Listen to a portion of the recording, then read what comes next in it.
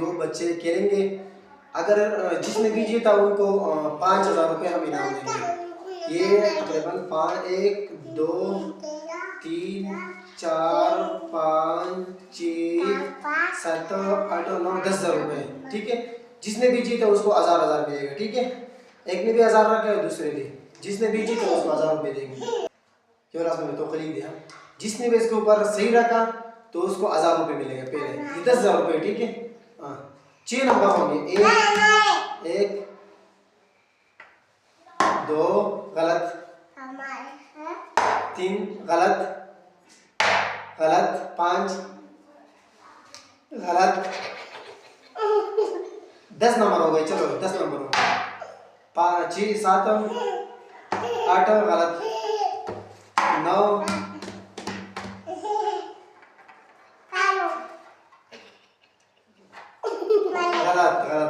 ये इसने नहीं जीता है, ठीक है। अभी दूसरा है जिसके दोस्तों इसने तो मैच नहीं जीता, अभी इसके नंबर है, ठीक है। इसको 1000 रुपये मिलेंगे अगर इसने जीता। शुरू का 1 गलत, 2 गलत, 4 गलत, ठीक है इसने 1000 रुपये जीते, इसको 1000 रुपये मिल गए। हाँ 1000 रुपये इनाम वाला, ये 1000 रुपये इसको मिल गए, ठीक है, क्योंकि इसने इससे गेम जीत लिया। तो इसी तरह ये बच्चे रोजाना खेलते हैं और एक दूसरे से पैसे कमाते हैं। ये हो गए इसके 1000 रुपये।